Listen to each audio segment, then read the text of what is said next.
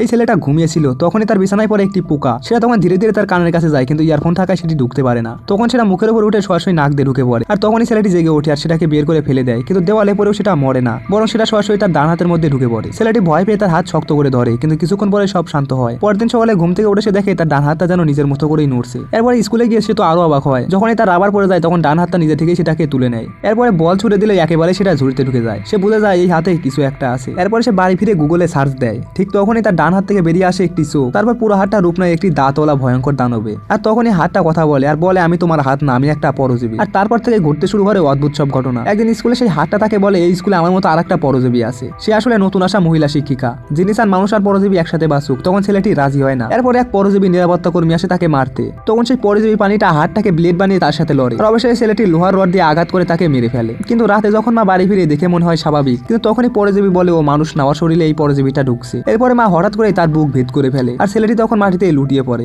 এরপর সেই পরজীবী পানিটা নিজের কোষ দিয়ে তার হৃদয় জোড়া লাগায়। তখন ছেলেটি আবার বেঁচে ওঠে। আর তারপরে সে বুঝে যায় এই পৃথিবীকে বাঁচাতে হলে তাকে নিজেই পরজীবীদেরকে স্বীকার করতে হবে। শেষে সে নিজের শক্তিশালী ডান হাত নিয়ে এক এক করে ধ্বংস করতে থাকে সেই ভয়ঙ্কর পরজীবীদের। আর মানুষ আর দানবের মাঝখানে দাঁড়িয়ে সে হয়ে ওঠে একমাত্র রক্ষাকর্তা।